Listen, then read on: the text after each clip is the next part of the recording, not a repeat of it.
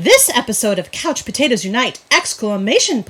Is sponsored by Blue Bridge Games. For the games and gifts you won't find anywhere else, head to Grand Rapids, Michigan's friendliest local game store, Blue Bridge Games. Blue Bridge Games carries an extensive line of board games, card games, role-playing tabletop games, Magic the Gathering, and more. Stop into their storefront on East Fulton or shop with them online at bluebridgegames.com. You say you want to watch a drama. You say you want to watch a comedy. Well, you can watch it with your mama. Or you can watch it with your daddy. You'll even sit and watch it with your middle schooler. So you can come and talk around a water cooler. We're watching all day and all night. Couch Potatoes Unite. Whoa, whoa. Couch Potatoes Unite. Whoa, whoa. Couch Potatoes Unite. Hello and welcome to a brand new episode of the podcast entitled Couch Potatoes Unite! Which is based on a blog of the same name because it's a good name, though it's not a doctor. Look, this show is really hard to make jokes about, and I'm doing my best, but I don't know what I'm going to do for the other seasons, so I'm just warning you now. My name is Kylie, and I love TV. If you feel the same, keep listening and or checking out our website, couchpotatoesunite.wordpress.com, as you're bound to find some common ground or something you like. For Couch Potatoes Unite, we're all about the wonders and unique long-form storytelling of the small screen. CPU! Hopes you've been following releases of brand new episodes of the podcast on Wednesdays, as well as new blog entries on some Tuesdays, and as always, there are several more new episodes on the way. Because the panelists and I live lives behind our podcast, the episodes are published once per week. Subscribe to the website or podcast via iTunes, Apple Podcasts, Stitcher Radio, Google Podcasts, Spotify, iHeartRadio, CastBox, Amazon Music, basically wherever you get your podcasts to stay on top of brand new episodes. Episodes already published discuss a variety of shows around the water cooler, including, but not limited to, Stranger Things, iZombie, The Good Place, Game of Thrones, American Horror Story, Grace and Frankie, Mr. Robot, Riverdale, Altered Carbon, The Orville, Outlander, Westworld, Fuller House, and Schitt's Creek. Plus, new episodes are in the works, including revisits for Doctor Who, The 100, The Crown, Supernatural, Chilling Adventures of Sabrina, This Is Us, Charmed. The DCTU series panel will reflect upon Season 4 of Black Lightning.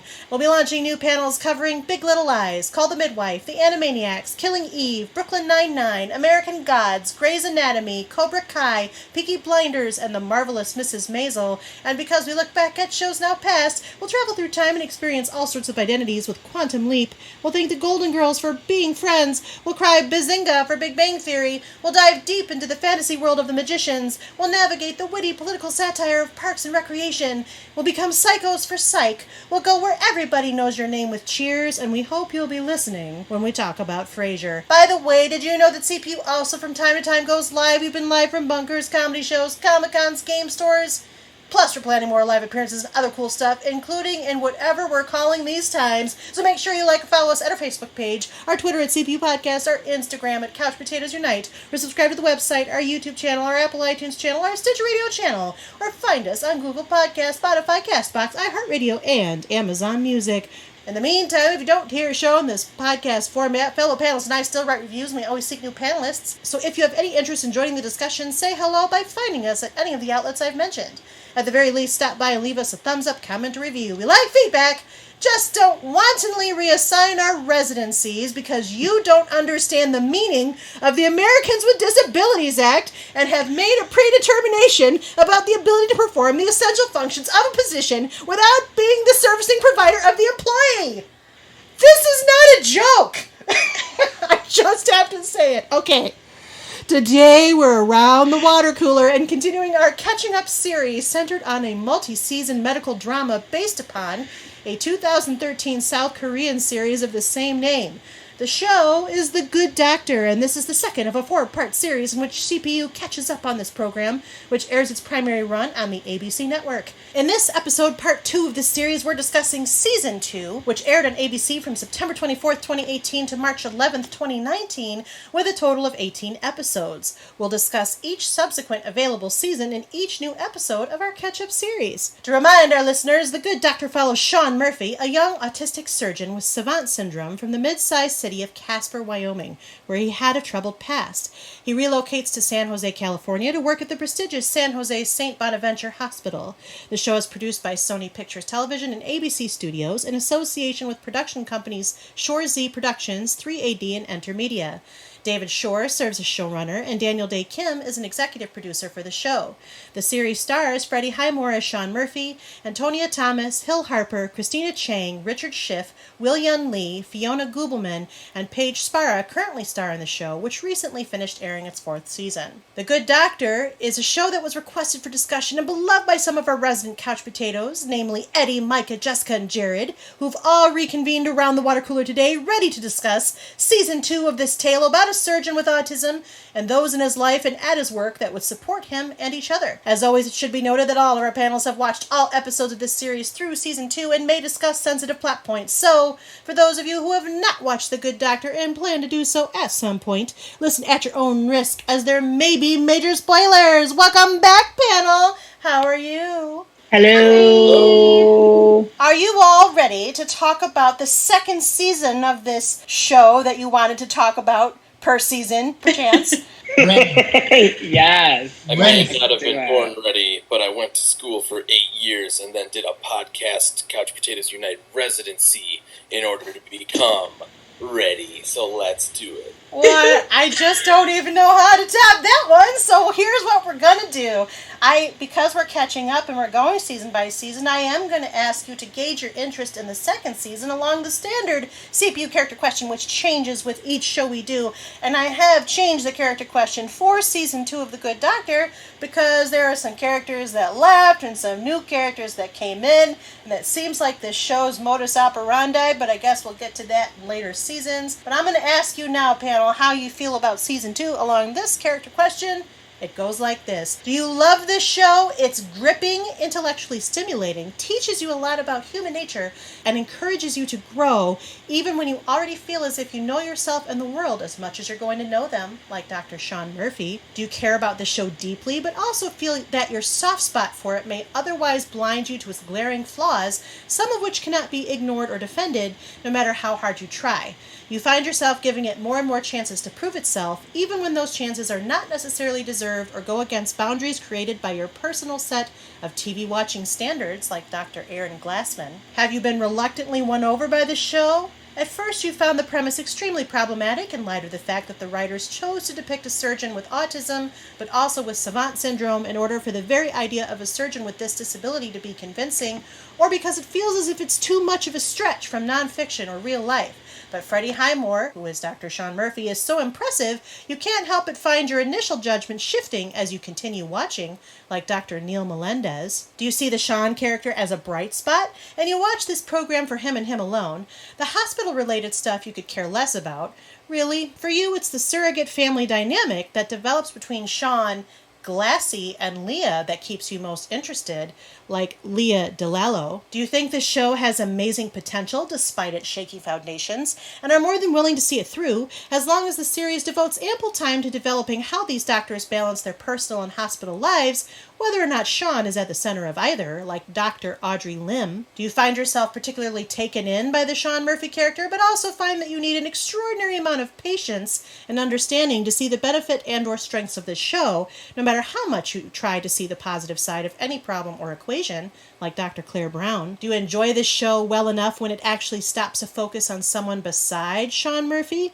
You like the ensemble, and the complex characters surrounding him strike you as more interesting than Sean himself, if you have anything to say without sugarcoating about it, like Dr. Morgan Resnick. Do you like this show best when it gets to the point? You like the main character and characters well enough, but the show is always at its best when it does not skirt reality and sticks to the cold hard facts, the mature viewpoints in your opinion. Otherwise, you would do just as well to not watch it, like Dr. Alex Park. Have you given the show a chance, but it hasn't done enough to earn your confidence long term, no matter how winning the ideas and premise behind the story are? Also, you're naturally more pragmatic in your television viewing and are not prepared to fully invest in a program that does not seem to see what you perceive to be a lack of a potentially engaging story over the course of several seasons, like Allegra Aoki. Or, As the show has progressed, you have surprised yourself by how much confidence you've developed in it, and, given your status as interim hospital president, you've become less preoccupied in your ambition and have, therefore, devoted more focus to the show and have less general hatred, though you will still waste no time in exploiting its flaws to make your point if it comes to it, because it's not like your initial negative opinion changed overnight, like Dr. Marcus Andrews. Who would like to start? Hi, I'm Eddie. Hi, Eddie. Hello. So I was Dr. Glassman for season 1. That is correct. And for season 2, I am Dr. Melendez. Why? Well, I like where this season has started shifting. My biggest complaint about season 1 is that it was all about Sean having an impairment. And in this season, we have a lot of that as well. I mean, it is the main focus for the series. However, I feel like Sean's now just a doctor, and we're not focusing on him as much as having a psychological condition. It's more of what situations can he fit in, and now he's developing friends that can help him. And it's making me fall in love with the show even more. I asked why, because Dr. Melendez is lower on the scale. Also, however, it still has a reputation that it's going the same way. And I talked about this on the season 1 podcast, which you all should listen to, which you probably have if you're listening to this one. However, I still think it's following the same trace progression as other medical dramas that we've had in the past. And the only thing that's different is Sean being special needs. However, it's getting old. But it still has me with the characters, which we'll talk about later. Okay. Welcome back, Eddie. Everybody was very on the money, knew where they stood last time, so it's time for split. I am going to say... What is your name? As if they don't know these dulcet tones already by now. It's Micah, everyone. Nice to see you again. Hi, Micah of the Dulcet Tones. That just sounds like a great band name from the 50s. Yes, as to the split, I am moving up. I don't know if you made changes to the Glassman descriptor, but it just doesn't feel... Okay. It doesn't feel quite as appropriate as it did. It feels a little more like loving the show despite the flaws. I don't know. I don't really ride on flaws very much. They have to really stick out for me to focus on those. So I am going to be a split of Sean Murphy and, ironically, being put with Sean Murphy, Dr. Audrey Lim, because hers is about it not focusing on Sean, and I have chosen to make my character question focus more on Sean.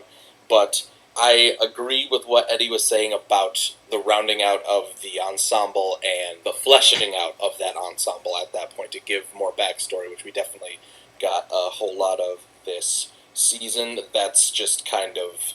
I think the problematic aspects of Sean's character fade back when he isn't the absolute focus. So, while I do love Sean, I also love the group that they've put together. So, that's me. I'm Dr. Sean Lim or Audrey Murphy.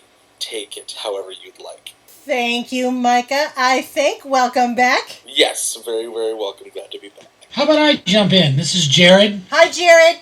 Hey, coming to you from Ottawa, Ontario, and happy to be here again. Missed you guys, missed the podcast. Happy to be here. It's a nice break from the crazy life that I lead up here in Canada. Soon to go down and visit the States in a week or so. We're actually on Friday. More on that later. So I consider I'm the same. Sean Murphy and Aaron Glassman. I readily admit that I find myself in a place where my soft spots can lead me blind to some glaring flaws, but I haven't seen any glaring flaws personally. I love the show. I love lots of things about it. It's not just Sean, although I do love Sean, and I think I'm not tired of him. I'm not tired of his mannerisms. I find them very interesting, intriguing, and I just love every time he starts getting worked up, like not in a making fun kind of a way, but more of a just, it's interesting to see how that works and his responses and how people respond to him, and it's just great. So I guess I will admit at this point in season 2, rewatching it again, I would definitely say that I can see where it would be easy to say, the medical storylines we've seen before, although I continue to love them as I do the other ones. But certainly, I think just the aspect of what we're dealing with Sean and his life and the connections just brings me back every time, and I have no problem whatsoever with it. It's wonderful. All right. Last time you were just Sean, but you added a little bit of Aaron this time. Yeah, I guess I got to be honest. Even watching it a second time, I realized, hey, well, I can see where somebody would be like, the second season might not be as exciting. It hasn't gotten as exciting as it could be. You've seen that kind of stuff before, so I could certainly see where I could have the potential for having glaring flaws, but I don't know what those are, so you have to fill me in. All right. Welcome back, Jared. Thank you. Hey guys, it's Jessica. Hey, Jessica. So, last time I was Dr. Aaron Glassman. You were. And I'm still a sprinkling of the Glassman. In the whole regards of I find myself giving it more and more chances to prove itself. But in that same aspect, while sitting here trying to figure out, because I still didn't know who I was until just a little bit ago, there's also some Dr. Alex Park in there too. Simply on the fact that, I like the show when it gets to the point. I like the stories. I like all that. However, I could do well just not watching it right now. So I'm a little bit of Glassman and a little bit of Park. Well, that's where I'm at. All right. That's kind of a split personality. I guess we'll dig into that a little bit later. Welcome back, Jessica. Thank you.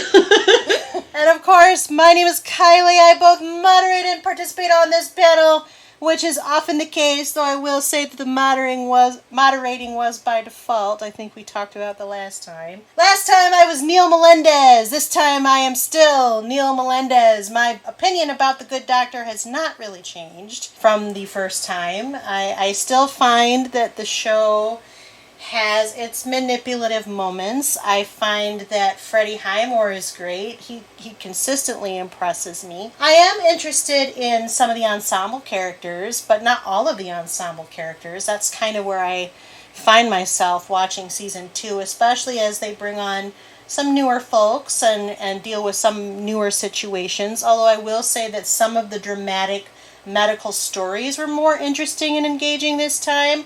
There was particularly one that kind of hit home and made my brain spin, since it was 2 years prescient to our current These Are Times. We'll get into that. But as far as The Good Doctor is overall, I'm still in the same spot. I don't regret my time watching it. I get through it really quickly. It's very bingeable. But at the end, I still don't find myself thinking, man, what a great show. I'm real happy I'm watching it. But I will give it the old college try for these, my fellow panelists and friends. So we're going to talk about Season 2. This is Episode 2 of our Catching Up series. We are catching up on each of the existing 4 seasons, hopefully before 5th season premieres. Even if not, you'll get to follow along with us and catch up with us, and it's a rip-roaring time on these catch-up series. We're going to talk about Season 2. There's a lot that happened.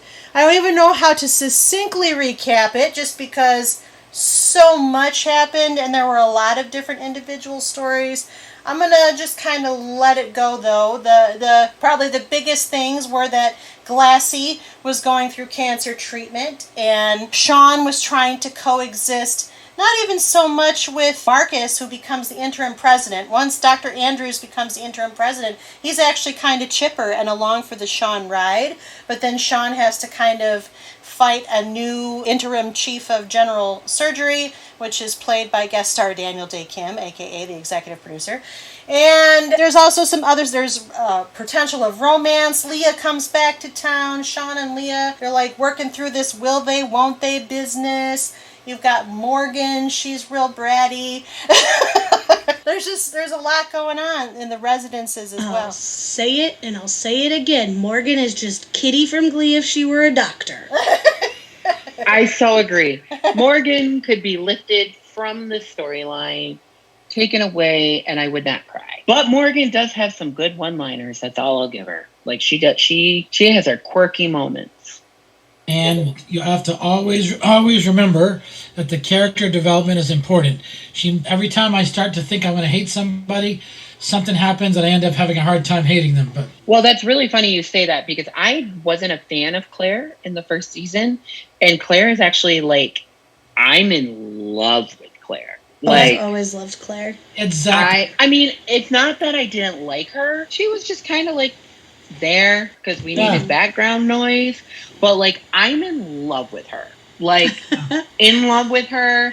And I started watching the next season, and I want to say something that makes me love her even more, but I don't know if it happened this season, so I don't want to say it, and so I'm gonna be good. Anyway, I don't know if it did, but whatever. Yes, should say for the listener that if you follow along with the catch-up series that Kylie moderates, she literally is catching up in real time and has not watched past season 2 for this episode, so no spoilers. Okay.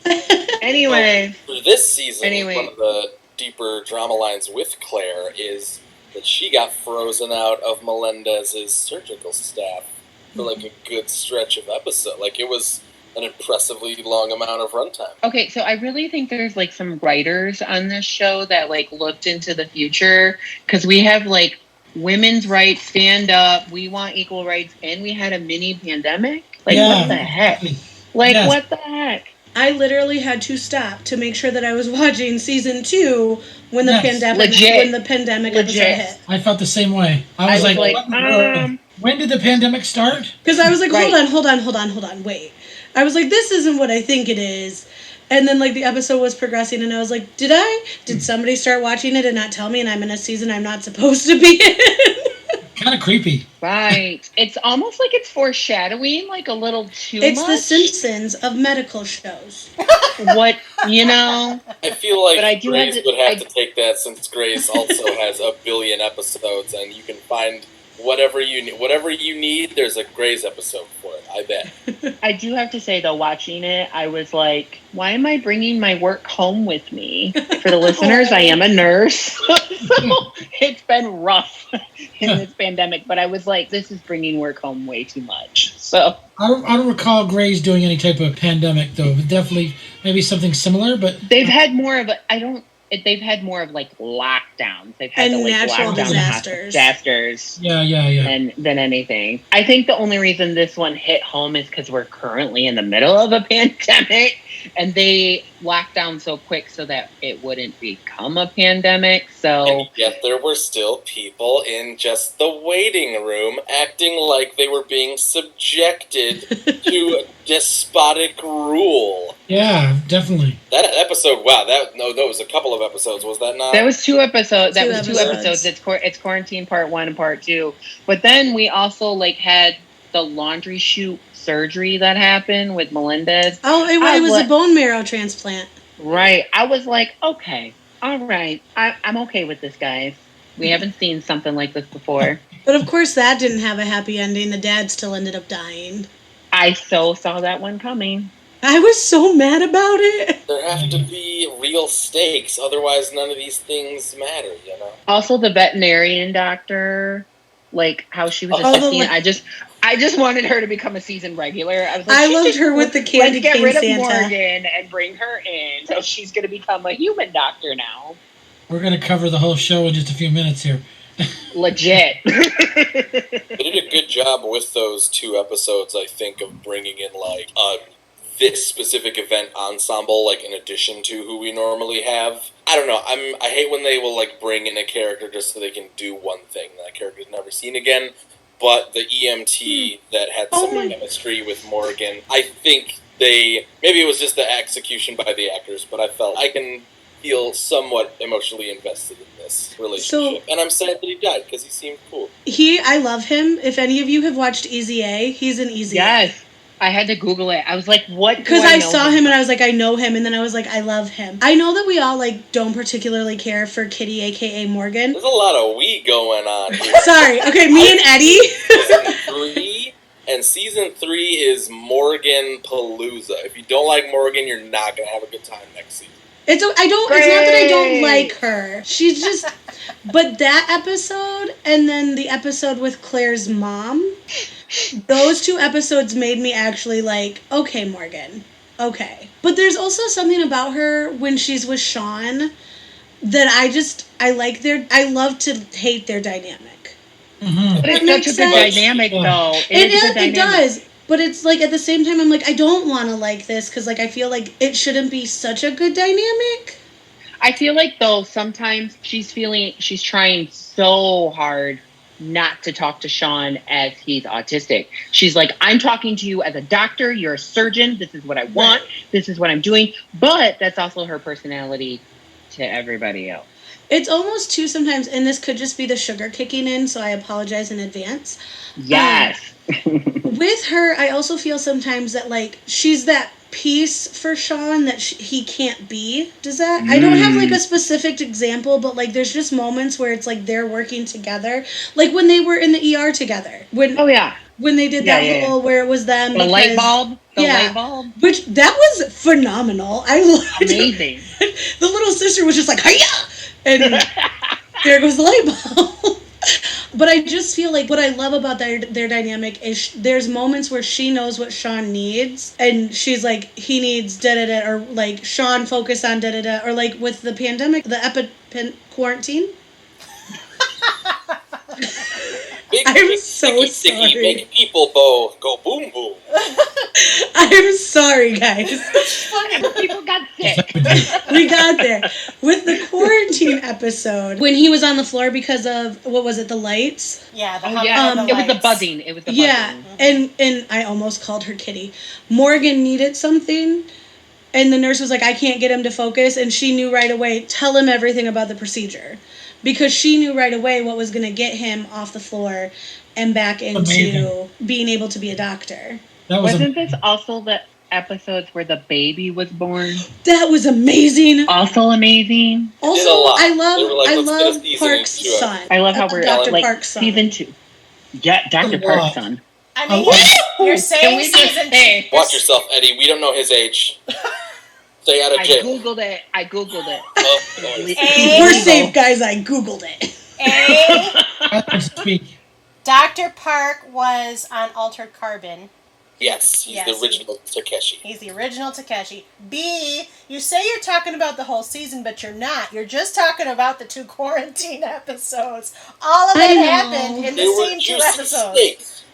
I will, going off of what Jess was saying about Morgan, I think if you look at her one-on-ones with anybody, it's a different dynamic with each person, and it also works very well. I think her competitive nature, and maybe this is me just reading into it, maybe this is some writer somewhere, is like, I hope someone thinks of this, but her competitive nature, I think, is highly analytical of whoever she's with, and a byproduct of that, whether she wants it to happen or not, is that she gets to know people kind of in a very, like, she picks up on subtle cues about people's behavior because she's analyzing them like a shark, but she ends up, especially with Sean, using them as a friend to just be a very good compliment to whoever she's with. Favorite relationship that she has, though, is her and Park. It's only because it's like you want them to hate each other, you want them to like each other, but you also want them to screw each other all at the same time. Morgan and Park? I was with you until the screwing part. Yeah. It's almost like they have such a strong dynamic that they want each other so bad, but it's like, but we don't want each other like this. We don't, but they're trying to figure it out.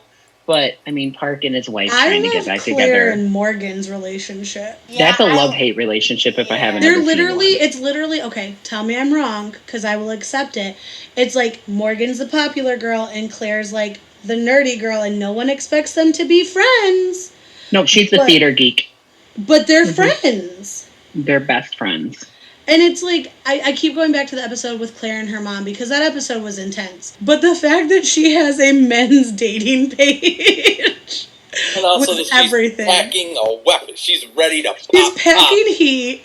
And she had a men's dating page. And I love that towards the end of the episodes, you see Claire going through and she finds the profile. Mm-hmm. I can't get on board the Morgan Park thing. I don't necessarily. I don't see sexual tension. I see just straight up competition. Okay, maybe it was a bad example. I'm sorry, but they have good dynamics. Okay. I do enjoy Morgan and Claire. I thought that was actually a brilliant masterstroke, and I enjoyed the episode where they brought Morgan along the ride for Claire trying to take care of her mom, who of course is played by Sharon Leal, who got her big start on Boston Public, which I watched, but has currently most recently been a guest turn on Supergirl as McGann. That's who she is. Yep. Mm-hmm. I knew her face. Although McGann's Yeah, Miss it's Martian's very weird on Supergirl, that's different though, and for our DCTU series podcast panel where we cover Supergirl, but I take a lot of umbrage with the Martian Manhunter storyline. P.S. Different topic. Anyway, back to this one.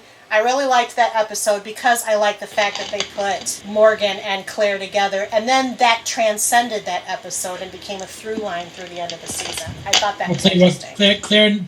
Claire shows an awful lot of patience, and she speaks when she needs to speak, but she shows an awful lot of patience because as often as Morgan was like just stepping over her, you feel like she should punch her in the nose sometimes. Like I said, she's a shark. Yeah, no, I think it was a little bit heavy-handed with the writers putting this in the show, but the whole performance review thing at the beginning where they were like, Morgan, you need to be more softy-softy. Claire, you need to be more toughy-toughy. And then they put them together for a bunch of buddy cop adventures. It's like, yes, this is very obvious. You're going to have them rub off on each other so they can both become more well-rounded characters. Well done.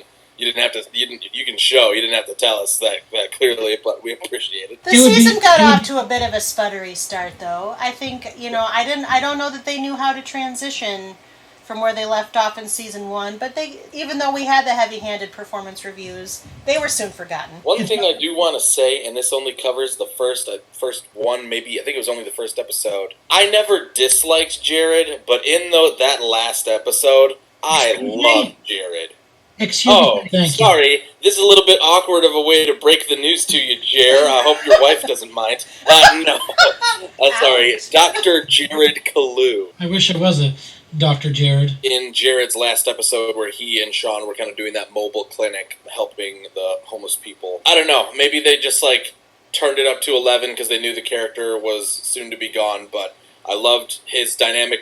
His dynamic with Sean was always good, I feel. And then this was just kind of a nice send-off, one last... And he was the perfect person for it because Sean was taking kind of big risks in that episode. And Jared had nothing to lose. So I was like, let's go. One last hurrah. I had mixed opinions about his departure. I mean, in the end... Yeah, in the end, I probably didn't altogether miss him. But at the same time, I felt like... They wrote him off very abruptly, and I know that he went to a different show. I just don't remember which one it was. He breached his contract. That's why they wrote him off so abruptly. What did he do? He left for another show. He was signed for this whole season. Oh, okay. And so they had to get rid of him really quick. And he was easy on the eyes, just for the record. He was some nice eye candy. I like Melendez so much better than him, though. Melendez all day, every day. Melendez is my baby daddy, and my boyfriend is sitting in the other room, and he would totally agree with me. Is Melendez one of your hall passes? No. These are the critical questions. These are the critical questions. It's a much more high-stakes thing than the MySpace top 8. You can't... Who was your want to put somebody into the hall pass list? That's a big... Oh, my goodness. That's a throwback MySpace. I was the person that only had a top 4, if we're going to be... I heard that one before. I had a top 4, too. I thought it took up too much space. I'd rather decorate my face. And I just didn't like people that much. I'm friends old school, and I have a top 5 that is laminated, but we'll discuss that later. I love it. That sounds a little like you're running her page like a bit of a Morgan.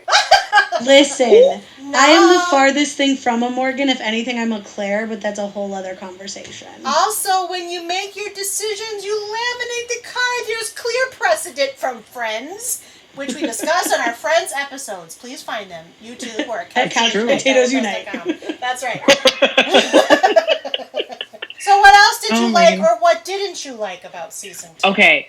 So, the reason why I said I fell in love with Dr. Melendez, even though he's easy on the eyes, is that episode where the mom brings in the son that's autistic, that Sean connects with, and then she winds up having to give him away, and Dr. Melendez tells her why she should, and then he goes to see his sister. Oh my God. I'm tearing up as we're speaking. Let me just tell you, I literally kept saying, "Can we just watch that episode again?" I didn't even want to move on. It was so deep. That's when I was like, "Oh, Melendez does have a soft spot. I was like, okay, great. That episode and the episode where Lim got sick and he was worried about her. Yes, let's talk about Neil and Audrey, because that was a bit of I was having some Grace feelings about their little hooking up all over the hospital. Just saying, it wasn't. That's all Grace. What are you talking about? What did I say? Grace trademarks that. That's all great. That, I literally said that same thing, Kylie, when I saw it. I was like, well, this is Grey's Anatomy about to happen. It slows down a bit as the years go on, but... What, in Grey's or in Good Doctor? The sex in the on-call and the call rooms, they keep doing it, but I've definitely found they slowed down quite a bit over the years, I think. Yeah, they don't do it as much on Grey's, but that doesn't mean that this situation with their hospital hookups didn't evoke those early seasons of Grey's, because I was just like, for okay, sure. Keep it in your pants. Save it for your house. I get what you're saying, but if I worked 36-hour shifts with my crush, I don't know, 36 hours, it's bad enough I gotta be awake that whole time. That's a lot of time you live there. Basically, you live there. The home away from home that you can get fired from. All I'm saying is, but it doesn't matter, because I actually, at first, I was a little bit, maybe not on board for them, but they won me over pretty quickly. They have a really, really good chemistry, and I really like Audrey. I've always liked Audrey. I think I love her kind of, she's like the very warm character, but still no nonsense, so she's kind of like Claire meets Morgan after maturity is hit, and they've all got the balance of the personality, so I really love her. But then pairing her with Neil, I thought was really interesting, because I could have cared less about his ex-wife and didn't know anything about her backstory, so to have them kind of become these friends turn lovers situation, I A, related to it, and B, enjoyed it. I had a really big nerd moment just now when you were talking about Morgan and Claire being fused together. All I could think of is Dragon Ball Z and Fusion Ha. But I agree. Sorry, I'm old. My brothers watched Dragon Ball Z, so that's where that came from. I see. But I agree. I really liked their storyline, because the only person I remember seeing Dr. Lim with was he a lawyer, defense attorney? Yeah, something like that. Whatever he was. And then, that literally was just for 10 seconds in an episode, and then he never came back. But what I liked was that, in my opinion, Dr. Lim has this kind of, hard-ass personality. She just whatever. But then when Melendez comes around, it softens. And I liked seeing that. That was a point of contention with them in their relationship. They are dressed are we making each other worse at our jobs because we're making exceptions? I think there was a nice handling of a workplace romance. It wasn't just all fairy tales, but it wasn't all doom and gloom. It was this is a problem, let's work through it. But I love how they played on the fact that it wasn't because they were romantically with each other. It wasn't that they had their jobs. It was just that they both respected each other, and how they were actually both very intelligent. They both loved their job, and they actually genuinely respected each other's opinion. It wasn't because I'm screwing you that I want your opinion. It's because you're actually really good at what you do, and I want your opinion. Well, we'd like to believe that we'd love to see in real life people kind of react that way, where they say, we're going to respect you so much that we're going to break it off. I feel like in real life, if they really cared about each other the way that they did on the show, they more than likely wouldn't have quit their... Well, I should say, I think that they would try to work it out as it is, and if they're able to get another job, fine, but they wouldn't have broken up. I mean, it depends on the dynamic. I had a friend who worked in a plasma donation center, so, medical adjacent. There were lab coats involved and scrubs here and there, and him and one of his coworkers became romantically involved, which was fine, because they were on the same level. Eventually, she got put up for a promotion, and it was either no relationship or he has to not work here anymore, and so he quit his job so that she could move up in her organization, and they could maintain their relationship, and I don't know. I get that kind of vibe of respect. I mean, did they really break up, or did they just agree with Melendez? No, they're not. Not in season 2. Right. Yeah. No, they didn't break. They didn't break up in season 2. They pretty much just agreed with how things were gonna go. Yeah. All Kids in the because middle of the ED, which is super. It was very awkward to watch, and it was awkward for the characters. that who had to kiss, watch it. I was like, okay. I was like, if I see two of my bosses kiss like that, I Unrealistic, would though. probably ask for a psychiatrist. So unrealistic. A little unrealistic. But, I mean, they literally agreed with each other and made their relationship stronger because of a jerk. Like, because of Dr. Hans. Like, I mean, they literally, like, that's why they had to figure out what they were, because they knew what was coming, that one of them was going to be promoted. Let's talk about. I was going to say, we Dr. should talk about Dr. Hans. The H-bomb dropped on this season. So I just Let me thought start. it's a little on the nose that it was Daniel Day Kim. I mean, Nepotism! But also, he's expendable. You're not going to feel bad that he, like, got written off so quickly, because he's still there. That's true. And he's He's still very repeating. good. He's good at playing the jerks. He's played the jerks. He can still play the jerks. It's so weird, Yeah. because I met him, like probably a lot of people, in Lost. Lost. Yep. And he That's was literally just- the first thing I said. I was like, oh, Lost. Get lost! Just kidding. Mine was more like, hey, it's that one guy. He was also in Put Hawaii some respect 5. on his name. I know. He was also He's in the Hawaii second most 5. prominent Daniel Day in the acting world. He is. He's also in the Hawaii 5-0 remake, for those of you who keep track. It isn't just yeah. Lost. Lost ended, like, years ago, amazingly. Okay, don't age us, Kylie. I'm okay? sorry, it's just what it is, Eddie. Eddie, we It have just to felt accept like the fact we're old. it was years. It felt like years to watch Lost. Oh wait, it was. That is They for were our so Lost long. podcast, which we will eventually do someday when people actually want to put themselves through that. Okay. I don't want to. I recommend you allow people to have drinks at the ready if they need it. Look, Because- we are open to, and it isn't the first time. I'm surprised All Eddie I hasn't brought stuff. All I can say is, just like the smoke in Lost, he was a smoke a bar. You know what? In this season too. He was what He- now? What did you I say? wanted to Smoke a swear, bar? but I was trying to be good. I was trying to say wish- that he was a pain in a you know what, a pain in our And the you know what. Patukas. In the Patukas that Or can be found whatever in the the medical phrase is. I don't know. He's the dictionary. proverbial smoke monster in the island of What Wisconsin. is happening? Okay, well, you just said it way better than I did, okay? That's kind of what I was trying We're to say. spiraling, Kylie. I That's know. what's happening. Come back to the rails, people. Hashtag Couple of potential. thoughts. Hashtag potential.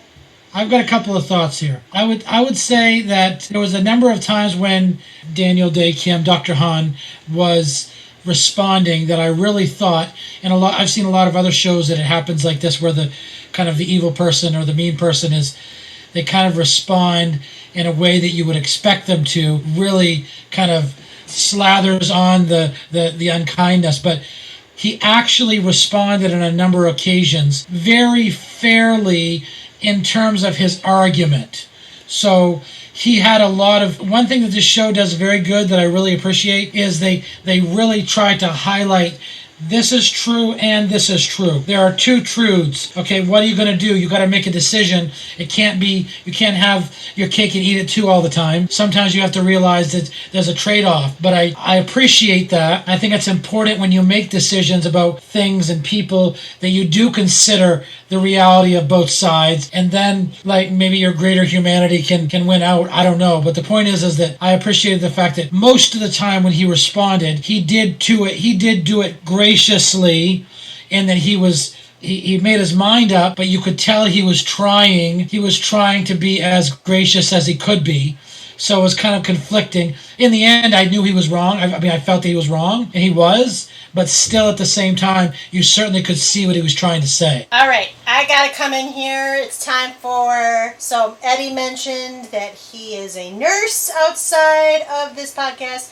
My claim to fame for the last 2 decades is human rights, civil rights, anti-discrimination stuff. Okay, I gotta tell you that Dr. Han, or whatever his name is, was rampantly violating the Americans with Disabilities Act because he presumed that Sean Murphy did not have the capability through his communication skills to perform the surgeon functions of his position. And I mean, he's lucky that Sean did not lawyer up and sue his MF you-know-what, because he just arbitrarily reassigned him to the pathology lab place. Which, even though he was with Jessica Nicole, who was on Fringe, and I like her, that's fine. But it doesn't matter, because all I could think of watching those episodes before the end of the season, when he was graciously, quote, you used air quotes, graciously reinstated to his residency after Dr. Hahn was graciously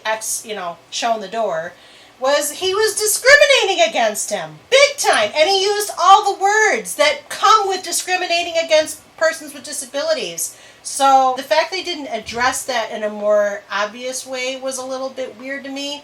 But I cannot go along with Dr. Hahn, because I don't think he was really trying. Because if he was really trying, he would have thought a little bit more, a few steps ahead. Maybe consulted risk analysis or the legal department before he made that decision. Thank you, teacher. I have the passion, and this is what I do outside of. Hey, I love people with disabilities, and I agree with you that if this is what he was doing, then obviously it's a bad thing. I just tend to see the best in people when they speak sometimes, so maybe that's my flaw. I mean, he definitely could have been worse. He could have just fired Sean outright. But then that just would have been a lawsuit. Right. That's part of why they wrote off Melendez's almost fiance character, because she was legal. So if she had been on the show, it would have just been, I'm going to kick you off surgery. Hold up. And then we have the end of the arc. There's no good ending for the season. I do have to say, I think, and I'm not sticking up for Dr. Hans, because I couldn't stand his character whatsoever. I think his approach on trying to make his theory or test his theory in a scientific way was bogus. And I'm referring to the fact of where Sean, like he does quite frequently, diagnosed somebody with a different diagnosis. That they pretty much said, I think the girl had a tumor and they said she was going to die. And he ran tests in the pathology lab. Anyway, long story short, he winds up taking Sean to this girl, and she asks, can I hug you, when she finds out that she's not dying. And Sean does what Sean does and says no. And then Dr. Hans is like, this is why I put you in pathology. Wrong approach, but I have to say, at least the show itself was like, at least he tried giving him a chance, and he failed, but he was set up for failure. Well, and that also gets into icky consent pieces that I do not appreciate. Yeah, I don't think that physical touch is in any way intrinsic or inherent to bedside manner. Correct. That's just how you speak to the person. As a nurse, to a hug. which all we have to do is bedside manner, totally agree. Like I'm just saying I'm just saying how there possibly was a way where he could be like, I tried making a point. I don't think it was a good point. I don't think it was a good approach. But like he tried showing Sean that you can't communicate, which I feel like he tried showing. The reason why I didn't like him is he tried showing Sean something that he already knew. He already knows this. He's been told this over and over and over. And it's not like Dr. Hans was making a new point to Sean. Like, Sean already knew this. And this is actually the worst part of the season for me, because I felt like, even though it's no disrespect to Daniel Day Kim, I thought he did a good job. I thought he delivered the lines that were written for him amiably, and he's always a good actor, and I enjoy watching him on the screen. The problem is that all of the points around Dr. Han's dynamic with Sean were the manipulative places this season, and they were the ones that made me mad, because I was like, if your hospital had a good legal department, you never would have reassigned Sean into pathology. If you were trying to make a good point, like you said, it wouldn't have been through, you won't hug a patient. Doctors don't hug patients. I've had many doctors very recently, none of them hugged me, and I didn't ask for it. It's okay. And that's people that don't have autism and savant syndrome. I felt like some of the things were a little bit too ham-fisted yet again.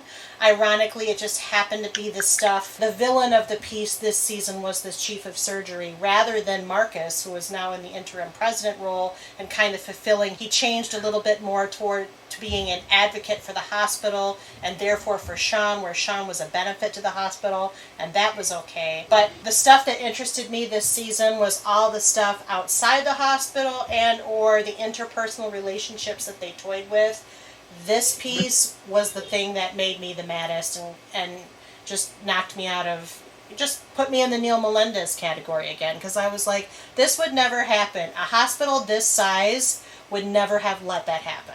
Just a quick note about Andrews. I really love how effectively he, plays the game of, being the president and all the optics things, because we had a couple of different high-profile cases. I don't know, once he was no longer in, fighting other people in the hospital for this top spot, once he had the top spot and he kind of loosened up a little bit, I don't know, the schmooziness of his demeanor is charming. It's crazy to see the difference between his official voice and then when he's kind of laid back. It's crazy. They do a good job of differentiating, or at least most of the characters, when they're at work and when they're not at work. Obviously, Morgan not bringing the gun into work, probably a good idea. But yeah, no, we've kind of skipped over Glassman's whole. Oh man, I don't know what this actress did to get such bad karma for patients, but I don't know her name. She was the same. She was on House as well, in a similar position of she was authority Lisa, over him. She is now Lisa. Dr. Glassman's oncologist, and she just gets saddled with these very disagreeable salt and pepper men who don't want to let her do anything the way she wants to do it. Her real first name is Lisa, and I can't remember her last name. Dr. Glassman and I had a very special relationship this season, and I just was so worried about him. Oh yeah, definitely. Very dynamic, the way it all played out. On the edge of your seat. I was mad that he succumbed to the peer pressure of being all buddy-buddy with people. I'm not saying that that's not a situation in which you need community, but I don't like sometimes the curmudgeons have to win. Squidward doesn't become SpongeBob's friend no matter how late we go in this show. The dynamic stays there, and I can totally see how Glassman would want to be just I'm gonna listen to Serial or NPR. Leave me alone, please. Talking to someone while they're reading a book, I don't care what the situation is, I did not like that guy. Too much bubbly. He was far too much of a golden retriever. I was not a fan. So I'll grant you, but I will also point out, first of all, that Micah, you are probably a curmudgeon in making, so you're related to that. Somewhat. So sometimes I like to be coaxed out of my shell. Other times, when I'm actively reading a book, I can close the book and stare into space and wait for interaction. I'm never going to lure you in with me reading. That'd be mean of me. No, from now on, I'm only talking to you when I see you if you're reading a book. You better be careful. My books are YA, so they're pretty thick. You have thrown a laptop at my head, so I know it. That you're not kidding. So the other thing I would say is that the whole point of the Glassman forming a community piece is that it was a direct echo of the advice he had given to Sean. Mm-hmm. And so the piece of the season that I loved the most was the organic growing of the little family unit that was Sean, Glassy, and Leah. Smurf. I was so mad at Leah at the beginning of the season. I was like, how could you just show up and want everything to be okay? And then get mad at him for feeling his feelings. Right, and wait a minute. And she's the one who was always telling him, you need to have feelings. You need to feel yourself. You need to make it, just so you know, it can't be about me. I will say at the beginning, she was kind of victim, woe is me, but then she grew on me. In my opinion. That's just an opinion. I 100% agree with you. But I do agree that the trio of those three, my favorite is when she runs the Glassy and was like, I need your help. I think Sean's broken. I love how she goes to him. It's almost like he's got dad and sister overlooking him, and we're not We're going to make sure you don't get hurt, but we're not going to hold your hand. I was going to say that relationship's reciprocal because Glassman goes to her as well. Correct. For certain needs that Sean has. And that's why it's so fun to watch. Back to the point of Leah, I did not hate her or be down on her when she first came back. I understood why Sean was mad. The problem with the two of them was that, ultimately the nugget of underlying subtext is they have romantic feelings for each other, whether they can acknowledge them or not. He is unable to acknowledge them because it's kind of a novel thing for him, being on the spectrum. And for her, she wants to like him or feels that way, but also saw how complicated it got when she did have to move away. And so they're trying to really figure out how to communicate again as a platonic couple, which that's not where they left off when she left to go to Pennsylvania or wherever it was. So I'm not mad at her. They worked it out, but it was relearning that communication. They had to kind of go back to square one without being at square one. And he's come such a long way since she's left, because of all the things he's learned at work and in his personal life and that sort of thing. So that is the piece of the season I loved the best, was those three characters and how they kept interweaving, interconnecting, going to each other. And even when Glassman was being stubborn about treatment, Sean would run to Leah and say, this is not happening, and la la la, and Leah would give him suggestions or help him out or words of encouragement or orange juice or whatever it was. And then they also had to figure out when she had suitors at home. Jake! Oh, Jake. Oh, Jake. Anybody mad at Jake? Mm-hmm. Jake was tasty. Jake was tasty. I just want to say that I think that one of the things that Leah tried to communicate to Glassman was that Sean was she believed in him. She believed that he could do things that he thought he couldn't do. He has the ability to be an adult and make his own decisions like he wanted.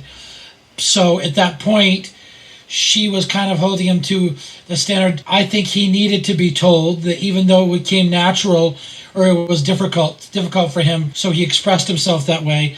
I think it was still important that she was able to communicate to him that what he did was very hurtful, and it wasn't necessary to do it in that way. Although she wasn't listening to his or watching his cues. But at the same time, I feel it's nice to be able to balance that out and say, this was not so nice, that was not so nice. Now let's try to get better or get over this and make up. Yeah, I also love the fact that their relationship felt so authentic. I was concerned that when you're dealing with a relationship like this one, in my thought pattern, I feel like there would be a tendency for it to feel a little bit fake, a little bit kind of overdone. But I just, for some reason, I continue to love the way that it's so authentic and a kind of very beautiful kind of thing. They do a good job in the show in general of not having dynamic issues between characters be all Disney princess or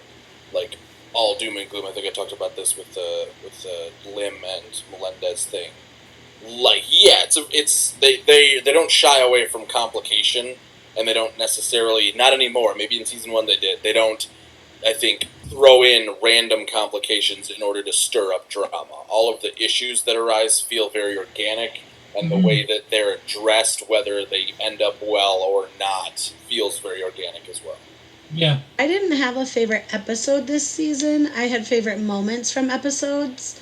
And one of mine, coming back to Dr. Glassman, was, and the trio family idea, was when Leah took them to her job and they were riding in the race cars, or whatever you want to call those.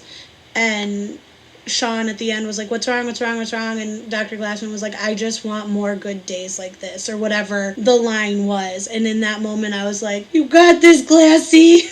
That one was my favorite episode. Their little sojourn day with the bumper or sorry, not the bumper cars, but the go-karts and all that stuff. That one was my favorite because, well, really just because it was an organic growth of that little family unit again. And I loved the humor, I loved the chemistry of the three actors. Richard Schiff is so much fun in this show. Really I love when he does the edibles. I know, those are... Yes, and that's my other favorite part. That was funny. Gave some to Sean. I just want the Uber driver to win an Emmy. She was lovely. She was so funny. Custodian. That would totally be something that I would want to do if I had this mission. If I had the money, I wanted to spend that kind of money in the mission to drive across like for hours to go and see somebody that I cared about in the past just to tell them the truth. I believe the Uber driver was played by Mo Gaffney, who has been in a ton of stuff. A ton. She's like character actress extraordinaire. Has been in so many things. But that whole moment, like, all for Malamars. Like, that was another one of my favorite, like, moments in an episode. Because there were so many, like, don't get me wrong, there were episodes that were amazing, but there were moments that stuck out more. And, like, another favorite moment of mine was the face transplant. Oh. That whole thing was something that, Crazy. I don't know why, but, like, that whole thing just kind of stuck with me. Also, I didn't realize that I had pretty much watched all of season 2 of The Good Doctor because of TikTok, but that's a whole nother thing. Don't know what that TikTok. Because, okay, like, random side tangent, people post episodes of TikTok, of shows on TikTok in minute segments. Are you telling me you watched the season on TikTok? No, but there were episodes that I definitely ended up accidentally watching on TikTok. In 1 minute increments?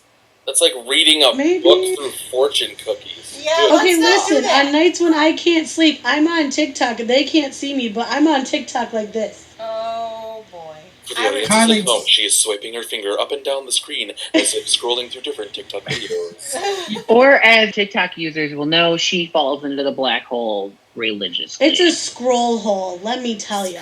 So, but Glassman was probably, if we had favorite characters this season, Glassman was mine. He's gotten a lot of sunshine up his butt this episode, so I'm gonna bring some smoke.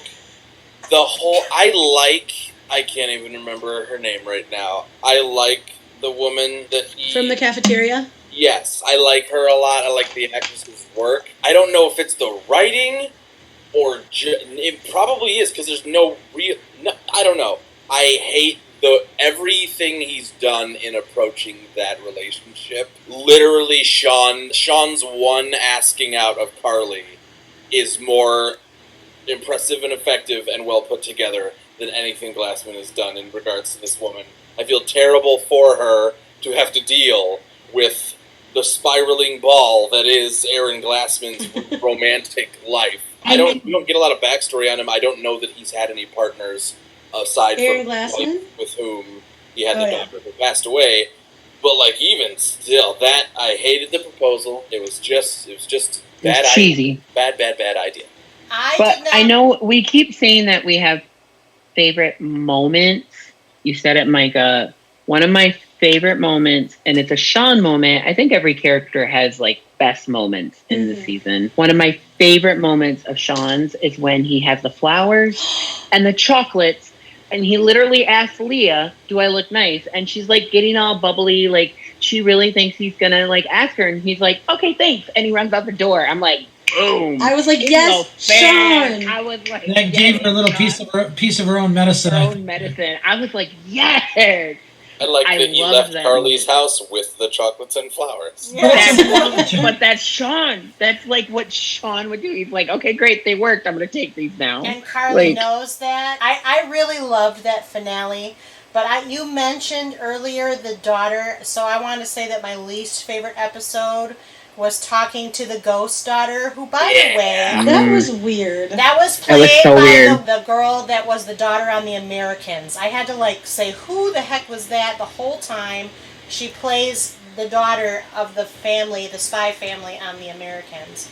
But I just kept getting Ghost Denny thoughts. This is an echo of Grey's Anatomy again. Only, it's father and daughter, so... I don't know. Also, I took notes on that section because it was so significant to me. Significant in the fact that I didn't like the way it was written and the way it was trying to do it.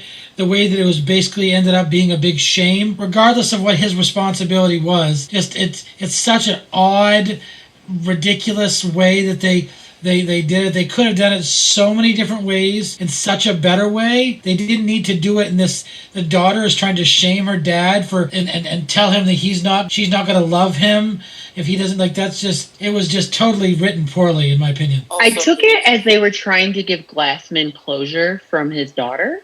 Sure. But I know, I was trying. It's also one of my least favorite parts of the season. However, it's almost like she was mad at him that he was possibly going to use meds to help himself because of how she died. And I was like, this is just not okay that she's making him feel bad because he needs something. But yet, like, she was also making him feel bad that he's already gotten rid of her and now he's trying to do it again. Like, I agree with you, Jared. It was written very poorly. And I think they could have done something so much stronger for Glassman's character, who's already a strong character, with his daughter in that aspect. So I see where they were trying to go with it.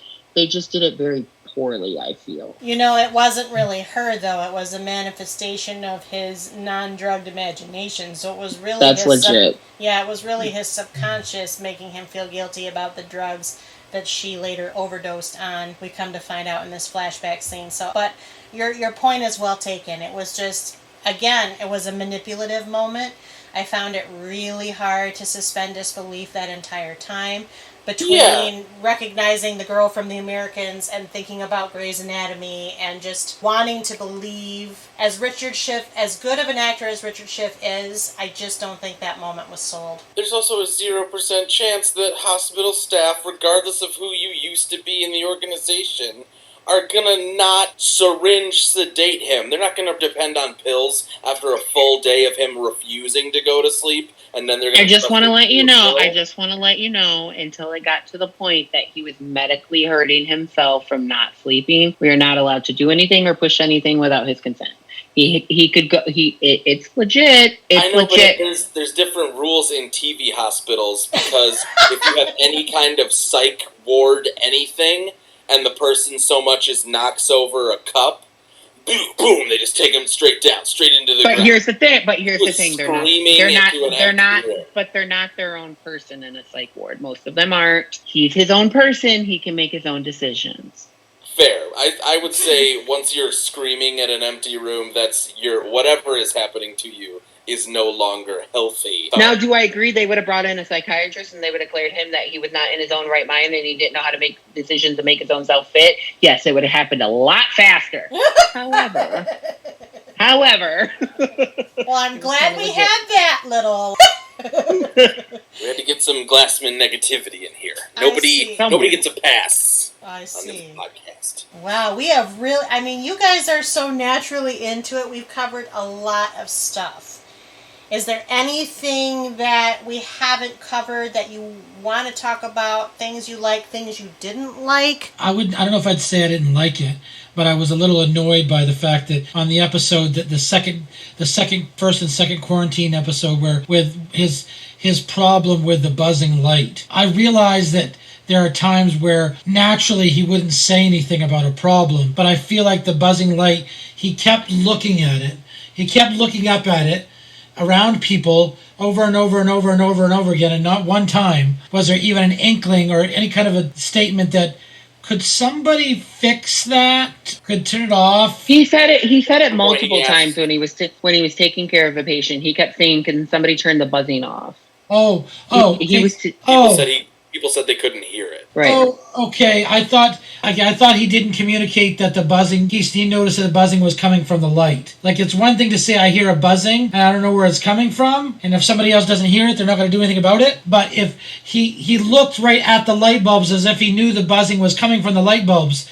I don't remember him mentioning the light bulbs, but maybe he did. The only thing I have to say to that, not that I'm disagreeing with you, Jared, it's just the fact that they started playing on the fact that he was locked in and like it was taking a toll on him. Oh. So naturally he would have, like, normal Sean would have been like, somebody get rid of that light, it's buzzing. But he was getting to the fact that, like, so many things were impacting him that just the buzzing of a light was. And then eventually Park, of course, took a broomstick and like destroyed it. Because everything was thrown off for him that day. Yeah, I think that's the angle that they were trying to take. That's how I took it. I could be wrong. No, you're not. But Eddie's absolutely right. It was the combination of he was trapped and couldn't go anywhere. There was pandemonium that didn't fall within the normal structure of the hospital, that he was worried about Dr. Glassman, who he was trying to get to treatment. He was going to take him to treatment, but he was trapped there. And then because he didn't get to eat on time. And every sandwich was wrong. Yeah, some had pickles or something that was a bad thing. Yep. And so as sometimes happens with people on the spectrum, they zero in on one problem, and he may or may not be able to communicate it in the moment. And when things really got hectic in the waiting room is when he kind of lost it a little bit. I was just saying that makes perfect sense. Yeah, it's a whole sensory overload thing. Like, because we have several kids on the spectrum that also have sensory processing disorder. So like Eddie and everyone has been saying, you throw in the fact that he's literally locked in somewhere, his schedule is taken off. Not only is he hearing the buzzing of the light now, but he's hearing the machines beep, he's hearing patients yell, he's hearing all these other things, and it's literally like shutting him down because he's so sensory overloaded. Also, just speaking personally, I'm at least at the moment undiagnosed with any sort of sensory official syndromes or anything, but a buzzing fluorescent light will drive me straight up the wall. It's no good. It is simply no good. And I'm someone, I don't mind the sound of bagpipes. It's not just any noise that's kind of deemed annoying by the zeitgeist. Like, it's something specific about that and the flickering of it. No good. Can't deal with that. Yeah, I experienced that too with my ADHD in terms of being very sensitive. I think I was just getting at whether or not he had specifically mentioned it to somebody else, but being overwhelmed, I guess, and also having the autism on top of the ADHD, it makes perfect sense that he wouldn't think to necessarily mention it exactly where it was coming from. He didn't have the way to process it verbally at that moment. He was reaching for, it's happening, somebody help me, as opposed to, this is precisely where it's coming from. Yeah, the moment where he asked if anyone could hear it was like a good while before everything kind of hit the fan, and people were just like, so other people were probably also like, I don't know. Another thing in the same episode that I just came to my mind was that I quite enjoyed the situation with Morgan and the EMT in that episode.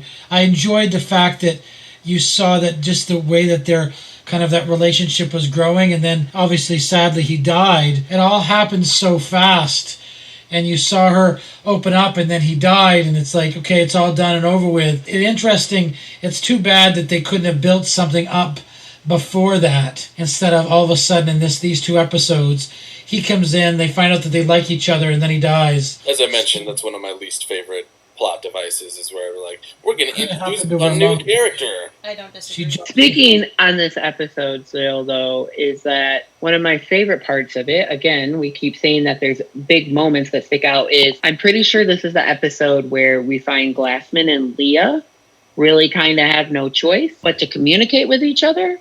And I love how we find out that they're on the same page with Sean, but yet they're there for different reasons.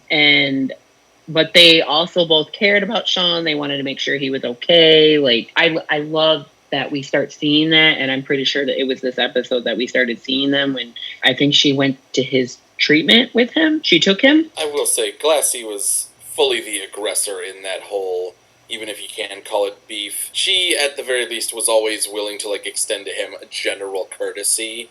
He did this weird thing where, since she was friends with Sean, he kind of brought her into an area of intimacy where you can, like, be a lot more disrespectful than you would be to just some random stranger. So he was, like, letting her in while, like, shutting her out at the same time.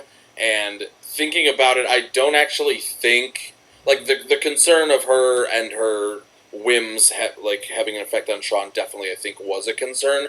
I honestly think the reason that he was so opposed to her is because she's the first person who wasn't like a coworker who Sean went to or advice on things that wasn't him. So even though he was kind of spent half of season 1 trying to offload Sean into new support systems, I think he also is a little jealous and envious when anyone kind of encroaches on the mentor relationship that he has with Sean. I don't disagree with that either. Well, I can always tell when I think we've gotten through a lot of stuff, but let me just ask again, is there anything else that you think we haven't mentioned that you liked or disliked? I do have some wrap-up questions. One thing on the quarantine episode, because it comes back to the Morgan thing. I did like that we saw for a moment that she was human and has a heart, because when she was walking out and they're wheeling him away in the body bag, she stops, wipes at her eyes, but then it's like a switch flips, and she's like, okay, well now I have to go back to being Morgan and not caring. Guys, I'm sorry, this just came to my mind in terms of Morgan stepping out of the hospital and having visceral reactions to things. The man who had, like, the deviant syndrome in his brain and hated it, and they didn't fix him. And the bus! Stepped in front of a bus. Yeah, that was a huge moment. That was, I think I purposely blocked that from my memory. Yeah, that was scary. Hard-hitting episodes. But I think it's great. It's great to address, to look at this situation, because I think it's easy to immediately jump to anybody that acts that way or thinks that way should be totally written off and not understood in any way, shape, or form. And I understand people's feelings about different things, but the idea that somebody like that literally doesn't want to be that way and feels like he doesn't know how to cope with himself so much that he wants to kill himself. It's not making excuses for any deviant behavior, but certainly there's a place where you have to say, okay, if somebody wants to kill themselves because they don't like the way this is happening, it's something to think about, something to talk about, something to consider. You generally don't see that plot device used in medical shows other than the very stereotypical DNR for like a cancer patient who's like, I'm just going to take my last 3 weeks and enjoy that. And it's like, okay, Mr. Ride into the Sunset, I've seen this in 18 other different episodes. This one was a good twist on a new rider on an old horse. Let's say it like that. I think Jessica has talked about this, that Claire and Morgan have this whole, like, I'm the jock, I'm the popular girl, and then I'm like the nerd. I feel like this episode was where we started seeing that dynamic between Claire and Morgan, where it actually can work, because they both agreed that he was a horrible person, but they didn't want to admit it, but they admitted it at the same time while still being doctors, and they like clutched with each other, which is something that they normally wouldn't do. They normally disagree with each other, like, hands down as much as they can. I definitely feel like they didn't capitalize on an opportunity with that situation to kind of deal with it a little bit more, because I mean, the guy literally splatted onto a bus, and then it was done and over with in the next episode. I don't think it wasn't really dealt with at all. I think they could have probably worked with it a little bit more. That's part of, it's something that I've only really seen addressed. I'm sure other shows have done it, but Scrubs addressed it really well, in that when you are a doctor, that's the shift. Clock out, you clock back in, new shift. Like, yeah, people died. That was that shift. This is this shift. You have to keep on moving on. But then that adds weight to the moments and the episodes where they allow something to have overlasting effects on the characters. That, like, this one isn't just another. I'm actually gonna say on the opposite end. I like how, as a medical person, I know I'm a nurse, but like as a medical person, we're trained how to turn our feelings off to family members. Everybody's human. Seeing somebody get hit by a bus, they're going to show emotion. And I like when medical dramas, not just Good Doctors, shows that these doctors, these nurses, they have feelings, but yet they show the reality that we can't show them to the family as an aspect of it might make them feel different. I'm pretty sure we get that with Claire and her religious reasons in the season, and that's how she feels. But she's trying not to bring that to a patient because you're not supposed to. Yeah, I like when medical dramas do that. Was this season, what was it? Was he a Nazi? Maybe that was the first season. I know Grace has done that one for sure, because that's like a big moment to talk about. There was a patient that some kind of racist something that he was giving his liver to a little boy. he was giving his liver to a little boy and he shot himself in front of Park. No, that was the prisoner. I might be thinking of something from season 1, but there was like a dude who was like racist towards Claire, and she kind of like bit down her emotions too. And I think that was season 1. Remember when this happened? I'm pretty sure that was season 1. Yeah. Okay. The only thing I'm pretty sure the religious one was this, like the guy that's tumor the miracle drunk because yes. he was the miracle one. Then we also had the transplant between the brothers, where like the brother pretty much said, "You got to buy my liver," which is that was interesting. Leave it to Sean. That's illegal, just so you know. And then there's the Conjoined Twins one. That was also a difficult one. I was really hoping that one of them wouldn't have died, but it is what happens sometimes. There were some very impactful episodes this season, actually. I think in some ways more impactful than in season 1 in terms of the individual medical situations and conditions that they were treating and dealing with. All I'll say for season 3, for those who haven't watched it, buckle on up. Yeah, my I'm not favorite. talking about your Buick seat buckle where you just once across the chest. We're talking flight pack. We're in the cockpit. Get yourself. So we're going on a roller coaster. Yeah. Got it. 3 and 4, baby. Seasons. It's a 4. juicy season. I cannot wait until we discuss that. Well, thanks for that. I'm actually like Kylie on this season. I have not started the season. And that is an excellent segue because I've asked a couple of times if I have a feeling we've not, but I just want to I'm moving us now. So this is our second episode in a catching up series, and one of the idiosyncratic questions that I like to ask in a catching up series is to rank the seasons that we have watched so far. So of 1 and 2, which one do you like better, and which one do you like worse, and why? This is a round the water cooler question. Season 2 is definitely better than season 1. The reason why is because what makes the show The Good Doctor, Sean being autistic, isn't the main focus. It's just he has issues with it in season 2 that seem more organic and realistic, at least in my eyes. I'll also agree, season 2 better than season 1, not just because of that. I think overall, it improvements were great. Ensemble was more concise and yet bigger. There was more backstory with everybody, but also in season 1, I feel like he was, or at least the portrayal and the storytelling was, here's a sensational story about an autistic man trying to become a surgeon. This is Sean Murphy. He is a surgeon. He has autism that causes discrepancies here and there. It was less, I think it was more humanizing just in general for him, and it treats him, I don't know, it's with more equity, I want to say. For me, it was, I like season 2 better than 1, but that's just because it could keep my interest more. I don't have a better explanation than that. For me, I definitely think season 2 is better also. I just think it needed that much time to just start to be able to develop more, and so plus I also enjoyed the stories in each of the episodes, just that much more dynamics and such. But yeah, I agree. Season 2 is better for me. I think Micah hit it on the head. It's less all about Sean, and it's more development of the ancillary characters, supporting characters, the relationships between those characters, and the medical situations.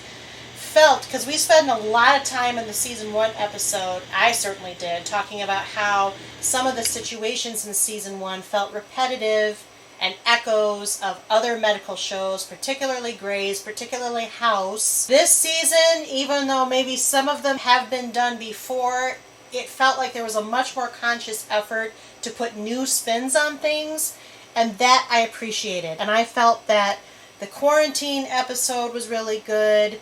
I felt that the Miracle Guys episode was really good. I also enjoyed the one about the ethics of genetic mutilation. We didn't really talk about that episode, but kind of going back and forth. It was a little pedantic, but I felt it was done delicately, so that was nice. I just felt like the writers had more of a handle on the show they were trying to give us, and they did balance the quote-unquote autistic surgeon aspect of it much more fluidly in this season than they did in the first season. In the first season it just felt like that was all it was, and we're going to hit you over the head with it, and everybody's going to react to that, and I don't know that this is how it just got better in season 2. This season they put down the hacksaw and picked up the scalpel. For the listeners at home, I'm grinning, very pleased with myself. He so is. He might be breaking his arm, patting himself on the back. So, would you recommend after season 2? This is an after season 2 question, not for those who've watched Beyond. Would you recommend The Good Doctor after season 2? Why or why not? Yes. Only, there's an only, because the show is starting to become a good feel show, and the show starting to do what makes me fall in love with a show very much, is that we're starting to get the character development. As I've stated before, I'm just like Kylie. I have not watched past season 2 yet, which I'm excited to, and I hope the character development continues, and that's the reason why I like the show. And why I would recommend it is it has great character development, and you fall in love with the characters, and you hate characters, which I believe is what makes a good show. I also say yes, because things are just, the plot's getting thicker, everything's getting a little bit juicier, everyone's getting more well-rounded, and also if you can watch the end of season 2 where Sean gets a yes for a date and you say, nope, I'm good, then we don't vibe, TV-wise, because I got to see what happens next. I would recommend it just because the storyline got better with season 2. Yes, absolutely. I definitely would recommend it. No reason why, just that's it? You recommend it? Boom, bean? It's probably just because I've seen past the second season, and I'm invested in it. So, but not to mention the fact that I enjoy things that are this entertaining. And so it's just something I naturally love. So I don't know if I would recommend it yet. That doesn't mean that the future might not change it. I am still kind of in that spot of you really have to like medical dramas, even though this has a different take on the medical drama. I don't know that non-medical drama loving people would find this show as entertaining as those of us who watch the medical dramas. That being said, it is getting better. There seems to be a momentum.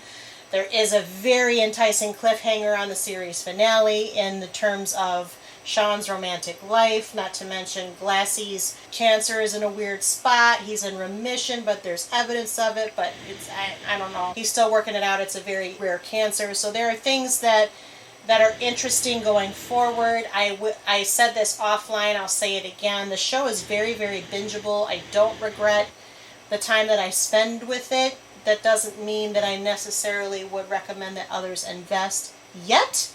But we'll see what season 3 has to offer. Because they're all teasing it for me anyway, so we'll see. We'll see if that all comes to pass.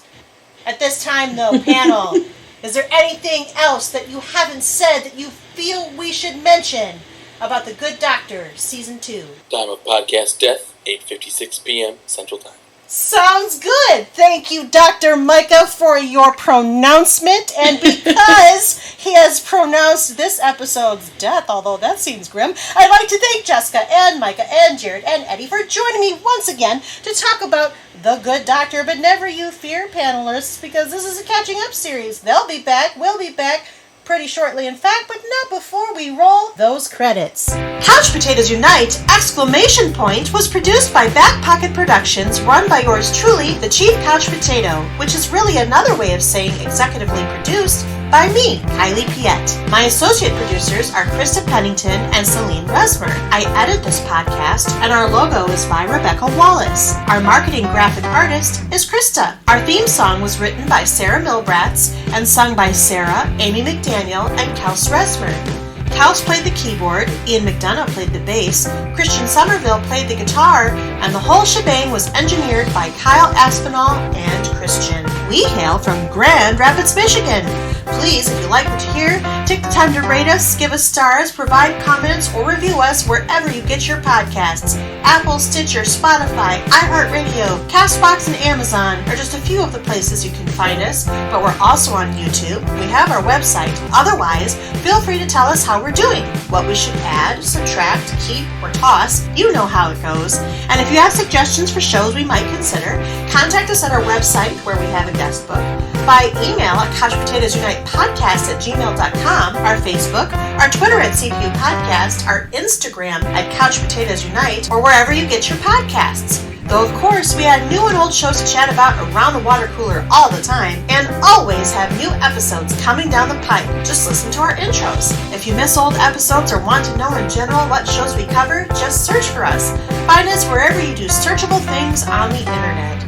Don't forget that exclamation point, or contact us via our website, our email, our social media accounts, and stay up on all the new events and episodes by our humble little podcast, Couch Potatoes Unite!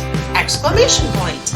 Until the next time, The Good Doctor is entirely available to stream on Hulu, ABC.com, and the associated app, and through video on demand at most other sites like YouTube TV, for those of us who might not have Hulu because you are in Canada. In the meantime, our Good Doctor panel will next reconvene very shortly, in fact, to talk Season 3 and Episode 3 of our 4-part catch-up series. So until next time, until next episode, new episodes are published every Wednesday.